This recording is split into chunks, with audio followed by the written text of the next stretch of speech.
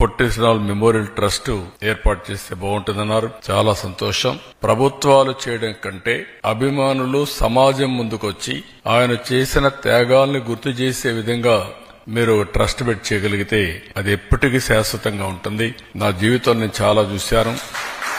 ప్రభుత్వం చేసేది రొటీన్ గా ఉంటుంది, మీరు చేసేది ఒక స్ఫూర్తిదాయకంగా ఉంటుంది. అలాంటి స్ఫూర్తిదాయకంగా ముందుకు వచ్చిన మిమ్మల్నే కాకుండా రాష్ట్రంలో ఉండే ప్రతి ఒక్కరిని కూడా అభినందిస్తున్నా. మనం అందరం కూడా ఏది కూడా ఒక వారసత్వంగా భావితరాలకు అందించాల్సిన అవసరం ఉంది. ఏదైతే పొట్టి శ్రీరాములు గారు త్యాగం చేసిన తర్వాత ఒక రాష్ట్రం ఏర్పడి తెలుగు వారి పరిపాలనలో పాలన సాగే పరిస్థితి తీసుకొచ్చారు.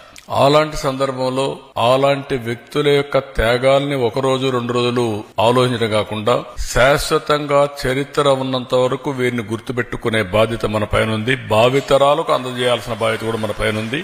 దానికి మీరందరూ ముందుకొచ్చి చేస్తామని చెప్పి వచ్చారు. చాలా సంతోషం.